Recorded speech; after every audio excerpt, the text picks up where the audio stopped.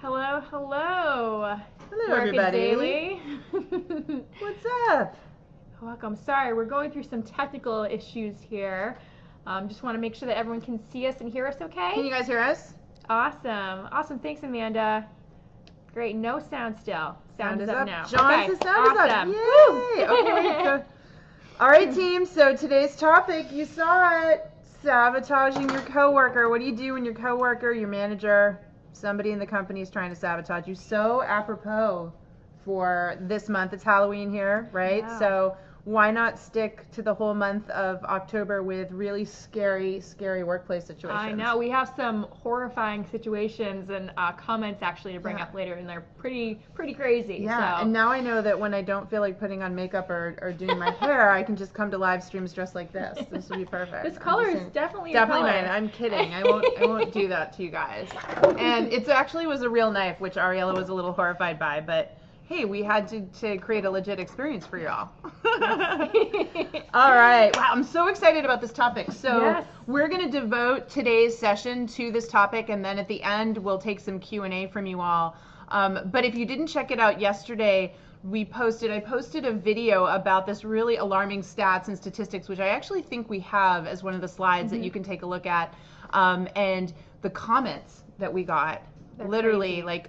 At this point, there's over 100 comments, stories from people telling us their own stories of coworker and managers sabotaging them, how they survived, tips. We even had an actual psychiatrist weigh in on the subject. So we're going to get to all of that today because this is real. We know what happens to you, and you need to know how to fight back. Exactly. Yeah? Yes. All right. Cool. Let's jump in. Let's get started. All right. Let's see. All right. So here are some of those stats that JT was talking about, and they are fascinating, honestly. Scary, fascinating. So the thing that really jumped out at me, and I mentioned it on the video yesterday, was the fact that managers are more than 2 times more likely to do this. So way more likely for a manager to backstab a coworker, whether it's steal an idea, hold back information, talk about them behind their backs, anything they could do. And, I get that. Having been in HR and recruiting for many years, people who tend to move into manager roles are pretty competitive. Mm-hmm. They're looking to be successful. There's also this automatic pressure on you that everyone's looking at you to be a success, right? As a manager, you're a leader. And so I think when the stakes start to get high, people, resort to tactics sometimes, unfortunately, that are pretty nefarious. Right, and if you're not experienced or you have any kind of insecurity about your role, like if you're a new manager or you got thrown into a role and you're not sure how to navigate it correctly, this can also result in some of these behaviors, which is a little bit scary. Yeah, and some of this behavior will come all the way from growing up. Mm-hmm. So, if they grew up in an environment, if their parents were really competitive, if they were competitive with their siblings, a lot of it is personality based. And so you always want to be careful when you're out interviewing for a job. You're looking at that manager and saying, have I ever worked with that personality before? Am I good at working with that personality before? And you want to be trying to kind of ferret out whether or not this manager is a sociopath, Exactly. So there's certainly tips for that. We actually have some really good advice over on Work It Daily, some articles that we can link to after this session that helps you start to identify, managers that probably aren't so good for your health, and I would encourage you to check those videos out. Definitely, and we coach people on this stuff all the time, every single day inside Work It Daily. This is actually one of our most popular topics inside the platform because it's a tricky thing to handle. There isn't just a book that you can just read and navigate every situation. It's all different. Right, and it's all nuanced. I think you're bringing that up. So when somebody comes into the Work It Daily platform, and now I should have my phone with me, the Work It Daily app, they will tell us their story. This is what's going on with my boss. This is what's happening with my coworker. We want to look at that scenario and understand the different aspects of it so that we can customize the answer to you. Because the one thing that you're going to learn today as we go through this is that there is no one single simple solution that works every time. The real secret to success when you're being sabotaged is to understand the entire complexity of the game, the players, and then create a strategy to be able to combat it, right? Definitely. It's just not that easy, but you can do it. Absolutely. So we have a couple more stats to show you guys here, and I actually have some questions for JT. They're pretty common questions that we get inside the platform and all over social media about these situations. Yeah, this I didn't even mention yesterday, but the reality is that men are 3 to 4 more times likely to sabotage a colleague than women are. So this is something we see a lot more in men than women. And as they said, you really want to be careful. As they said, women, be careful of your work husband. So if you don't know what a work husband is, that's a guy in the office who you've become very close to, who you do a lot of projects with, you support one another. Turns out these work husbands can be the ones that are more likely to sabotage you. And then you see this other stat, 11% of men say they've suggested their mistakes were someone else's fault.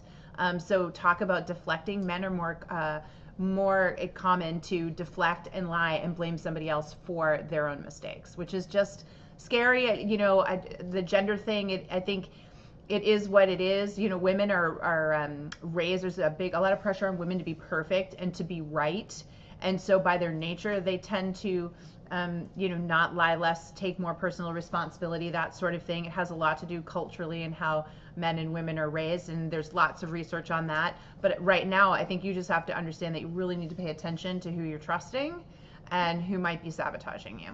So what are some of those red flags? Like, first up, why does this happen, and what are those red flags to look out for if you feel like you suspect you might be in this kind of and toxic work environment? And I wrote an article specifically for LinkedIn. If you didn't see it, we'll post the link to that yesterday about the 3 signs that you're being sabotaged. Now, one classic scenario is that you get given anonymous feedback. So when somebody comes to you and says, I can't tell you who said this, but you're being criticized for this or that, or your manager sits you down and says there was some anonymous feedback given. Why is it anonymous? Why wouldn't somebody want to come and talk to you about it directly? That means they don't have a strong relationship with you. So if it's a coworker, they don't feel they have the right relationship with you, or they don't want that type of relationship with you. And so they felt more comfortable telling someone and saying, but I don't want, him or her to know it was me. That's not a good dynamic. That's a sabotaging relationship right there. Another thing that happens a lot of times is tasks are suddenly taken away from you, and it's because you're told that they found out that you weren't performing them properly and it was very severe and you couldn't be trusted with the work. That's, again, a red flag. Normally, people would be giving you feedback along the way. You would have some heads up that something was going on, that you weren't performing well. To suddenly have responsibilities ripped from you is definitely a sign that something's wrong, that someone's trying to sabotage you within the organization. And then the third thing that happens a lot is when you're blindsided. So you're in a meeting, there's a lot of people there, and out of the blue you get told that you screwed something up. You weren't giving any advance notice.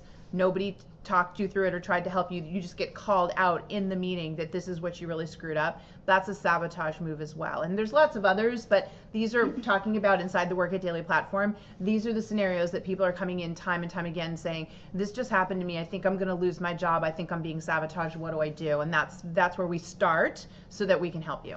So at what point do you start looking for a new job? Like, at what point is this, not salvageable? It's like, when do you say, I'm going to go and find a new job because this is not something I can bounce back from? And in the article that I wrote, I allude to the fact that you have to assess your allies. So one thing we should all learn from this is that it's very important to have allies no matter where you work. I have people say to me, JT, I just want to put my head down, do my job, come and go. I don't need any friends at work. I have friends. Why can't I just do my job? Because you need allies for situations just like this one, folks. Your network is your net worth. We say that all the time here at Work It Daily. Every job is temporary. Scenarios are constantly changing. Your network, your allies, are the people that can help you succeed. So when you go into any work environment, folks, your goal should be to create allies. You have to have teammates that you trust, they trust you, that you support one another, that you serve. You help them out in a way that they don't want to lose your support, right? They don't want to lose that, so therefore they're going to support you back. So if you're running into this situation, the first thing you have to ask yourself is, do I have any allies? Do I have any allies here, and can I create any allies? Because if this is happening to me, it could happen to other people. So my first advice would be to look at other people in the organization who could end up in the same position you're in, right? Maybe it's people that do a job similar to you. Maybe it's people within the same department. You want to talk to them about what's happening to you, how you want to work through it, and how you want to get support so that you're not going to be singled out. So having allies is key. talking to your boss. Obviously, having your boss as an ally is key. In some of these scenarios, it's clear your boss is not your ally because the boss didn't come to you to give you this information. So if that's the case, then understand that if your boss isn't your ally, it's probably going to be time to look for a new job, right? Because if you can't turn your boss into an ally, if you can't get them to bounce back, then there's really no saving that relationship. I can tell you that right now. That some people have bias, and if they've already formed their opinion about you, they have their bias about you, they are going to end up sabotaging you, whether they realize it or not. Right, right, definitely. Now, if you were forced to leave a job, whether it was you were let go or you chose to leave on your own, how do you explain that to a new employer who's like, what happened there? Yeah. Why should I take you on? We actually have an entire course dedicated to this. It's called Fired to Hired. It's inside the Work It Daily Club. And we walk you through how important it is to find your voice and explain the situation, because as much as we all know we're going to call it what it is, it's sabotage, you've been sabotaged, you can't go say that. And that's because in HR, what we're taught is that there's 3 sides to every story. Your side, their side, and the truth, somewhere in the middle. So when you go in with really strong statements like, they sabotaged me, they didn't want me there, that sounds like, it just sounds very one-sided. It sounds like you're not taking any ownership of the situation. And when we hear that, we think, well, if you can't take any kind of ownership for what happened and not recognize that somehow you were part of the problem, then you're going to be a problem when you come work for us. So my advice, and what we walk you through inside the course, is to find some piece of accountability. And we teach you something called experience, learn, and grow, which is the methodology for explaining that. So it's very objectively and without emotion and without subject interpretation, what happened, right? I was there for X years, then, management changed, the new manager, and I, had very different styles. This manager was looking for something very different. So you're talking about the experience. What did you learn? I realized that when a new manager came in, I needed to reassess. It was basically like me starting over in a job, and that I didn't have the credibility with that manager in spite of the fact that I had been there for a bunch of years. This manager was looking for something different. This manager didn't appreciate my style. I now realize I should have paid more attention to that. And so I ended up parting ways, or I ended up getting let go, or whatever the case may be. What I've learned and how I've grown is that going forward now, I'm really always focused on whoever is my manager, making sure that I am exceeding their expectations the way they want it. Has nothing to do with my past work and my past performance. It's about what they need, and that I'm going to build a really strong alliance with my manager in order to make sure that they're happy with my work, right? So that could be a way that you explain it all. And certainly, again, it has to be personalized, which is what we do. Coaches like Ariella and myself will actually have you write it out inside our platform, send it to us. We'll critique it and make sure that you're saying it in your right voice. Absolutely. Great. Now, final question before we move on to these amazing comments that we got. Yeah. In looking for a new job, is there a way for you to spot this type of toxicity early on in the hiring process? Yeah, absolutely. So when you are interviewing for a job, there are sets of questions that you should actually ask, and we actually have a whole tutorial on the 8 questions that you should be asking, which is free here on YouTube. So check out that YouTube video. It'll give you a great insight. Those questions really help you kick the tires and look under the hood and reveal what's happening at an organization. And what you're looking for is answers that conflict with your own core values. So, if you're asking a manager about what a great employee looks like to them, or what the best employee they've hired recently, what do they do to be successful? And this manager is saying, well, they stayed all weekend, they stayed nights, they worked 60 hours a week to get a project done, and you're all about work-life balance. Well, this isn't going to be a place that you're going to connect well, and then you're going to upset the boss, and the boss could sabotage you. So there's always examples of things like that. This talk of whenever you hear a lot of self-serving talk, or I'm the best and this is why I'm the best, and that's a concern, because now you're talking about people that are competing against one another. You're really looking for lingo around how we work as a team, how we support each other. You're looking for examples of things like that. Whereas if it's a competitive environment, they're going to talk a lot more about individual performance and individual deliverables and why you need to be the best at your job. That sort of intensity tends to create these environments where there's more sabotage. Definitely. Looking for the we versus me shows that, they're team players, they focus on support. It's really, really important. Yeah, cool. Awesome. So Great. hopefully that helped, gang. But we really want to get to these comments. Yeah, let's go. So the first one was all about it can happen to anyone. And we got so many comments, but we highlighted a couple here. This one was interesting. They didn't name it, but it's a very popular cosmetics company. And the person said it still bothers them to this day. I know so many people who, once they've been sabotaged, they kind of carry it with them job after job after job. And I guess the one thing I wanted to highlight here is it's really important that you put that to rest, folks. When you've been sabotaged or you've had a negative experience with an employer, you cannot bring that forward. And you might think that you're not, but we see so many people that bring it and they've wrapped it into their career story and their career narrative. What happens is you start to blame innocent parties. You start to project that frustration and that perceived failure onto your future coworkers, your future employers. And this is where I see people repeatedly, history repeats itself, and they don't realize it's because they're carrying that baggage. In the end, you're actually sabotaging yourself in that point. You know, you have to take it, learn from it, but then really drop it. Otherwise, it is going to come through in your conversations. It's going to come through in your body language, how you interact with other people, and it could really hurt you. Yeah. The second one that brought up the thought of the so-called friends. This is another thing we hear a lot. People were overly trusting of people in the workplace. You need allies. You definitely need people, but a definition of an ally is somebody that you've served and they don't want to lose you as a supporter, right? So just because you're chummy with people, you have a good laugh, you're having fun, those are not the so-called friend scenario. That doesn't make you an ally. Allies are business partners. Allies are people who have served one another, know how each other works, and really don't want to lose that relationship. So you should be evaluating all of your relationships in the office and saying, have I built up an alliance with this person? Not a friendship, but a real alliance with the person. Does that make sense? Absolutely. You got to have that inner network. Like you have your, network outside of work. You have got your friends, your family, other colleagues, but you need to have that strong network within your own organization if you really want to succeed and help others succeed as well. Totally. Now this next one I really want you to take, because I know we've talked about this, which is this idea of people taking your credit. So another way of sabotage may not be so direct, but people who literally take your ideas and run with it as their own is a big one. We hear about that a ton. We hear about this. This might be like the number one thing that we hear, because again, it goes back to insecurity as a manager. If you feel like you can't do it, or a new energy or new enthusiasm or new ideas is threatening to that manager, then they might just take that and say it's their own because you work under them.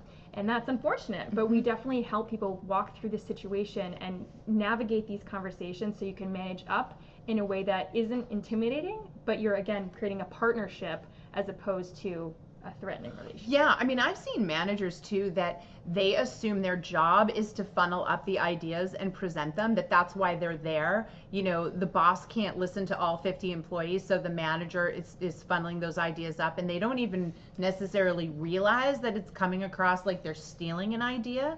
I mean, it is your job to come up with ideas as part of it, but when you don't get that credit, it's really frustrating. So I think it's important, again, but to build that relationship so you can have an honest conversation and manage your boss up so that doesn't happen. Definitely. And it goes back to the we versus me thing. So if your boss is constantly all about the we did this, we did that, or if you're noticing the more I did this, I did that, that's right, a big red flag. Yeah, and then the last thing that we highlighted on here was this idea of anonymous feedback, which I mentioned earlier. Another really popular thing, hey, I was given anonymous feedback that I'm not doing this well. Whenever someone says that to you, if you came to me and said, JT, I'm giving you anonymous feedback that you're really messing this up, my response back to you would be, Ariella, can you give me 3 examples of when I did this? Not 1, not 2, but can you give me 3 examples of where I did this wrong? Can you be very specific with me with the habits and the behaviors that I executed? It's all about action, folks. Action speaks louder than words. So when you're being given negative critical feedback, you want to get to the facts, not the subjectivity. And the way you get to the facts is you ask for specific examples in your performance. What were the behaviors, the habits, the actions that you did on several occasions that are now making this become anonymous feedback and critical issue? What will often happen is they'll say, well, I don't have that data. I'm going to have to go back and get it. And now what you're doing is making that manager go back and validate the source. So when they go back and they ask this person and the person can't give the examples, well, now the manager knows, hey, maybe that this person is trying to sabotage you, Or maybe they really will get that information and come back to you, and now you'll realize, I've got something to work on. Either way, you've got a chance at winning here. Definitely. Great advice. Okay, moving on. So other examples of workplace sabotage. I mean, there were so many, but here were 4 really good ones. Yeah, so Kevin's saying you can add keeping you out of the loop on critical communication purposefully and not informing you of client expectations. That is huge, honestly, because if you aren't communicating well with your team or your other colleagues and you're being constantly left out of conversations, it's going to cause a big problem. So I have a question for you. Is withholding information lying? It's not lying, but it's not helping your team. It's not helping you. It's not even helping you, because if your team is struggling, then you're eventually going to struggle. I know, because I've had people say, well, I didn't lie to him. He just didn't have all the information, right? So it might not be lying, but that withholding it's equally sabotage, you know? What's interesting to me is, obviously there's a lot of psychology around this, but if you're thinking a bit about the framework of an organization, or you have the boss at the top, you've got your support team. If you're constantly sabotaging the people who are lifting you up, you're going to sabotage yourself. Right. So if people don't realize this, it's incredible. I totally agree. Another one that came up was, what do you do when the person that's sabotaging you is making allies with everybody else in the office so that you can't be an ally? So here's the thing. Are they making friendships, or are they making true allies? What are they doing? And I think whenever you see somebody doing that, you want to go have a conversation with some of your coworkers and say, hey, I need to talk to you. I feel like so-and-so is singling me out, is sabotaging me, is clearly trying to build relationships with everybody in the organization. And one of the ways that it would really help me is if you would, be on my side too. I'm not saying take away from having his friendship and working with him or her, but can you really support me as well, and I'll support you as well. It helps us all to be allies. So it doesn't mean you should give up just because these people are becoming allies with this individual. You still need to have your voice. You still need to go have your conversations. Call it out to them. Bring them into the loop of what's going on. They may not be aware that this person's trying to sabotage you, so you're going to want to be able to talk that through. So quick follow-up to that. So how do you do that without sounding like you're the victim, or you're trying to create drama or stir the pot? How do you do that without trying to create these two different things in the organization? So the simple answer is, you don't out of the gate go to them and say, hey, so-and-so is trying to sabotage me and I really need you to have my back. That's not how that conversation starts. The conversation starts with, I really want to create a stronger alliance with you in this organization, a stronger friendship, a stronger partnership as a coworker. What can I do to serve you better? How can I help you so that you can be more successful in your role? What can I do in my role to, make your life easier, take work off your plate? How can we work better together? Establish that first. Establish the ally. Then, if things start to get competitive, difficult, it's going to be a lot easier down the line to say to them, I'm really struggling. Bill's really giving me a hard time. He's really, turning the knife on me, and I don't know what to do. Do you have any advice? I know that you're actually an ally of Bill's. You're close to him. Do you have any advice on how to work with him better, or maybe how to turn this around? So that's what I mean about building these relationships. Earn your trust and your credibility first by serving that person, then seek their guidance and their expertise if they're an ally to that person, and see if you can get some understanding. Does that make sense? Yeah, absolutely. Mm-hmm. Love it. Yeah. All right. So what do we got here? We've got Bob. Discussions with colleagues you believed were held in confidence. So have you ever shared something confidential and said to a coworker, don't tell anyone? Next thing you know, management's coming back and repeating verbatim back to you what you shared with a coworker. This does happen. It goes back, folks. You got to be careful who you talk to and what do you say, especially if it's critical. Critical, negative things in the office should be dealt with directly. So if you're having a problem, you go to your boss. If you're having an issue with someone, you go to them directly. The moment you start involving third parties, this is where that whole telephone game comes along and where you really can get in trouble. Yeah, it's not good for anybody involved. Yep. And then this last one by Joel Kent, I actually loved this one. It's when managers go off and do something and then it doesn't work out, they take a risk, And so the blowback comes, right? They're, hey, you've failed, the department's failed, and so the manager blames the coworkers, which is definitely another form of sabotage. We see this a lot. It is unfortunate. This just goes back to the character of managers and lack of accountability and owning it and stepping up for their people. It's just a sign of a weak leader. Not a lot you can do there other than try to find a different boss. That's the thing. And honestly, a lot of the time, this is going to catch up with those people because they're going to sabotage the wrong person. Yeah, you're not going to want to work for a boss like that. Exactly. Right? Absolutely. All right, some more amazing comments here. This is the one that you wanted to highlight, actually. I did. I just want to give a shout out to Mark Peterson. He has a psych degree, and as a doctor, he said, sadly, managers who find themselves promoted to their level of incompetence often, when those managers periodically fail, use their staff as scapegoats. So he talked about this. He said in 2 decades, he's been actually diving in and looking at these cases, and he said, a lot of them just have little conscience. This is what I mean about being sociopaths, not having empathy. Lack of empathy generally comes from high levels of stress, high levels of competitiveness. So when you see somebody super competitive, super intense, they're going to tend to not have as much empathy. They're going to look out for themselves. So you really want to be careful as you're out there looking for work. Look at that manager. Does that manager show signs of humility? Do they, especially intellectual humility, do they show signs of caring and support and confidence in their staff, that sort of thing? If you're not seeing that, if you're seeing a bit of a bravado or an attitude, you should be concerned. Definitely, and that actually rolls into that next comment that we have here pretty nicely about soft skills and dealing with different generational personalities and approaches, and that could, have attitude thrown into that. Most definitely. So every generation has a different definition of what being a good worker is. For the baby boomers, it's very different than the millennials. In fact, I saw, I think maybe you saw it too, there was a cartoon going around, and it was literally millennials and baby boomers like fighting, like, in a turf war. And it was just the Gen Xers, my generation, standing around on the outside looking at them like, what is going on? Which is a lot of what's happening in the workplace these days. These 2 generations are really fighting. And I'll tell you something, we have seen a massive increase inside Work It Daily of more seasoned workers coming in and claiming age discrimination. And they're very angry, they're very frustrated, specifically at the younger generation. They feel that they're being discriminated against for being older. Well, you know what? It was less than 5 years ago that every day millennials were being harassed in the media about being lazy and entitled and not hard workers. Well, those are the folks that now make up half the workforce. Those are the folks in management positions. And if you don't think they have unconscious bias against older workers, of course they do. They were berated by them. They had trouble getting into the workforce. It's come full circle. So this is real. So you talk about like sabotage that's going down generationally. It is really happening. And if you're an older worker, if you're a seasoned pro, you've got to learn how to work with millennials. You've got to figure out how to get past their unconscious bias, make them realize that you are not one of the masses that were picking on them, making fun of them, belittling them.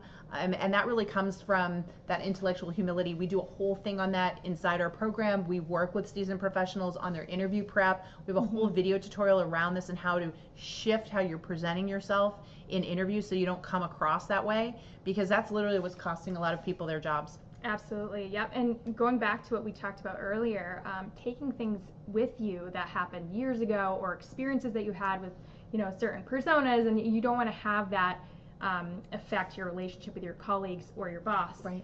No matter what age you are, right? So and I just saw a great comment from Erica, it's all so childish, and it's so true, but it's important to be able to learn how to work with different personalities, understanding where everyone's coming from, in order to have that good relationship. So no one's sabotaging anybody. Yeah, right? Absolutely. Yeah. If you're having emotional reaction to people based on their age or their style, you actually have bias right there. You're catching yourself in a moment of bias. And we've all got to learn to work better together to get what we want. So I love that. Which really just leads to the last comment. Jonathan, always commenting great stuff on LinkedIn, by the way. But he said, look, this, and you've mentioned this a couple times, it can happen once. People can sabotage you once or twice, but over time, they're burning every bridge. They're building a reputation. What did I say earlier? Your network is your net worth. We all remember the people that sabotaged us, and we'll make sure that we never, ever work with them again, right? So those people will eventually hang themselves if they keep it up. Absolutely. Absolutely. Yeah, great. Great comments. Awesome. Okay, well, I hope we really dove into that subject for you all and just proved the point that this is something we deal with a lot inside the Work It Daily platform. If you haven't taken a look at working with us right before we go to Q&A, we just want to let you all know we announced something big this week. We now have a 3-day free trial. So you can actually sign up for our program over at club.workitdaily.com. Once you sign up for a membership, for 3 days, you can try it out for free. You can download the app. We're now in the iOS store and the Android store. So once you get a membership, you download the app. You literally have a career coach in your back pocket, and you can talk with us about all this stuff. This is what we're here for. Career coaching in your back pocket. You know, you can now get a therapist on your phone, right, to do therapy. Well, we're like career therapists, and we're in your back pocket. So I hope you'll check it out. If you enjoyed today, if any of this resonated with you, you shouldn't be going through this alone. You shouldn't be trying to solve these types of sabotage problems by yourself. And don't do it with friends and family, because they never give you the right advice. They're emotionally charged, and I've seen so many people get bad advice. You need to come someplace where you're with trained experts and they've got objective advice and support for you, and it's in a private setting, right? It's in a private app on your phone. So give it a try. It's really an amazing platform. We're so excited that we finally have an app and that we are all in one place in this new platform, and I guarantee you're going to be addicted to it. Absolutely, absolutely. So let's take, I know that we've taken up the 30 minutes on this topic, but we do want to take a few minutes worth of questions. So if you have questions, put the word question in all caps and then follow it up. We can go there. Let's see if we have any up there. We'll take a look. Let's see if we scroll down. I think I saw if you go all the way to the bottom, it was not with a question. That's what, here we go. What are some questions that can verify your allies in the workplace? Oh, great question, Heather Foster. Shout out to Heather. So questions that verify allies. So I always love to sit down, take somebody to coffee or spend some time in a meeting, and I might sit with Ariella, who I think is an ally, and say, Ariella, tell me, do I help you in any way at work? Like, is my work helping you, and how is it helping you? I want Ariella to explain to me what I'm doing that helps her. I might also say, is there other things that I could be doing to help you? And she might tell me, and I would say, okay, so can we work together on that? I might say to her, you know, I've been doing things this way. Is that of benefit to you? Is it helpful to you? Or not? Could I be doing it differently or better? So anytime I go to her and just say, the way we work together, is that working for you? What's going right? What could be better? What could we change? In fact, there's usually something called start, stop, keep that you could always follow with every single one of your coworkers. You know, what can we start doing together that would make it better? What do we need to stop doing that would make it better? And what should we keep doing? That's an easy conversation to have with everyone. You're really going to get a gauge, because if Ariella was like, yeah, I don't really know, or no, I don't think so, or we don't really, you know, our work doesn't really overlap, that's a red flag. That person's not an ally. You're not intertwined in any way, and that's what you need to work on. Right. And the other thing is, you know, the first conversation might be like, you know, it might go like that, but the next time it's like, well, you know what?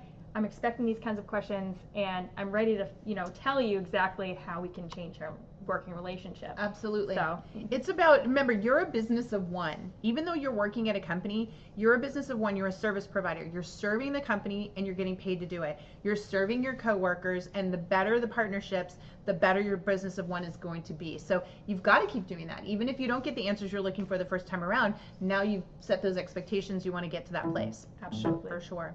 All right, question. So somebody's asking, how do I send our resume in for review in the new platform? Great question. So what you're going to want to do actually is just go up. There's a little chat kind of bubble thing in the top corner, and you just open up that chat, and then you would type in the coaching team handle in that. And if you're a professional level subscriber, you would go with the professional level coach. And if you're an executive, you would go with the executive coach. It's really easy, and we actually also have a video in there if you need a visual representation of how to do this. Yeah, and if you're really lazy like I am, you go in there, and on the left-hand side, there's all these tabs, like where our courses are, where you can access them. There's a tab that says message your coach. Yeah. You can click right on that, and there's instructions on how to go right over there and add your resume. It's that easy. I mean, people are in our platform the moment they sign up instantaneously, and they're uploading their resume 30 seconds later, and then the team's looking at it. Yeah, it's awesome. Yeah, and by the way, for those of you that don't know, we look at your resume, we look at your LinkedIn profile, we'll look at your cover letters. If you want to go through our interview prep and you want us to see how you're answering questions, we'll look at that. We are your career coach. We are the only career growth club out there. We are the only place where you can go right now and get career coaching in your back pocket, in an app, online, no place else like it. So you definitely should check it out. Yeah, definitely. Yeah. Let's see. Any other questions? Is that helpful? Did you guys find today helpful, this discussion around sabotaging in the workplace? What was your favorite part? Did you get a tip out of today? I would love to hear favorite tip, most helpful item. Let us know how we did, what we can do better, that sort of thing. So if you could pop those in the chat right now, I'd appreciate it. We've got a question from Philip. Philip says, is someone coming to you for advice about work considered an ally? How can you tell the difference? Ooh, great question. That's a good question. So I think I would flip that around. If you're going to someone to ask for advice or help, you're clearly looking to improve and build a relationship. So I would say in most cases, yes, unless you're getting a feeling of this person's trying to manipulate me or something. I don't know. Right. No, I totally agree with you. That's such a, like, put yourself in their shoes. They're coming to you and asking you for advice. That's generally a good sign. They see you as some sort of thought leader or resource or expert. So that's wonderful. Again, that's still unidirectional though. You need to think about how you're going to help them back. So, okay, you can give them the advice, but also you want to nurture that relationship. What else can you do together?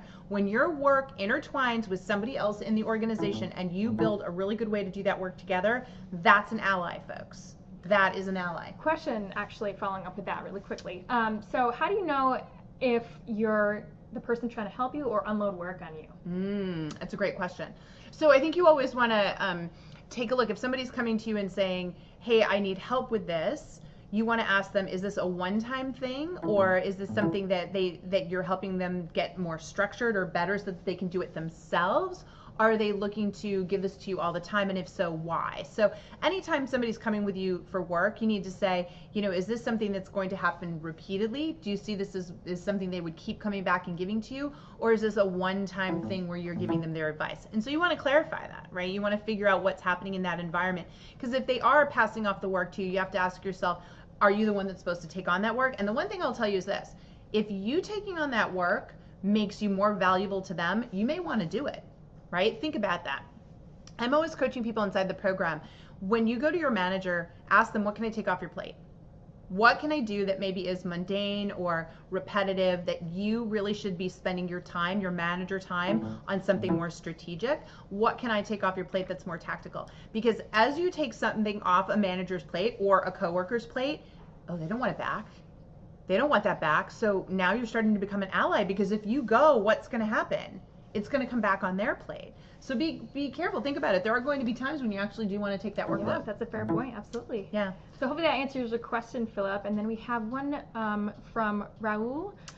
So can you get more individualized help with your job search, because the networking approach is not in Southern California? Not working in Southern California. Not working, yeah. Oh, yeah, absolutely. So Raul, that's exactly why people join us. So you want to work with the coaches to find out where your job search is going wrong. In fact, the biggest course in there, we have 15 courses, over 200 video tutorials in there, 200 hours worth of video tutorials, is called the Job Search Plan, and it takes you step by step through what you should be doing. And I got inside the group, because I'm always actually posting content inside the group that's not available public anywhere. You won't find it on LinkedIn, anywhere. This is just for our Work It Daily members. And last week I was posting about the fact that there's a reason in our job search plan that redoing your resume and your LinkedIn profile is not the first thing. We have steps. It's like the 7th or 8th step. The first 6 steps are around your strategy. So Raul, when I hear that, if you're saying to me networking isn't working, I'm going to tell you that your strategy isn't working. You need a better, clearer strategy so that techniques like networking will work for you, because networking works when you're doing it with the right strategy. So that's something that you would definitely want to explore, whether you come inside and join Work It Daily and follow our strategy, or you find another one. But that's definitely what happens 9 times out of 10 when I hear a comment like yours on that. So awesome. All right. Okay. All right. So is it best to have more senior level allies, or I feel like a mix? Absolutely. Because you think you have the younger, newer, they're going to rise in the ranks if they're going to be those powerful people in the organization. You want to have people who are going to have your back throughout the hierarchy. I agree. Quantity and diversity are key. If you're only going to go after allies at the higher up, like I've seen some people, this is a mistake people make. They become an ally with their manager and they figure, well, my manager is my ally. I don't need to be an ally with anyone else. And then the manager leaves or the manager gets fired. And guess what? all your allies are gone. Yep. You need allies at your peer level, at the manager level, in other departments, right? You always want to be developing allies, which is, part of the networking strategy. Definitely. Awesome. Most definitely. Great questions today, guys. Love it. All right. Well, thank you everyone for stopping by. Again, we appreciate it. Questions, comments, feedback. We want to see this here, especially for all those people that are watching the recording. Did you find this helpful? What was the most helpful piece of advice? We are here to serve you. We'll be back again next week with another live session. So we'd love to stick with this scary theme for Halloween in the month of October. So if there's some sort of scary topic in the workplace you want us to hit on, let us know. Definitely. And try out the free trial. Get started. Please do. 3 days free inside our platform. Just go over to club.workitdaily.com. Come join us. Come see what all the frenzies are about. There's a reason we're the #1 career growth club. I'm telling you that right now. You will not find a better place, more affordable career coaching, better career coaching than us. Awesome. Thank you all. Have a great day. Bye, everyone.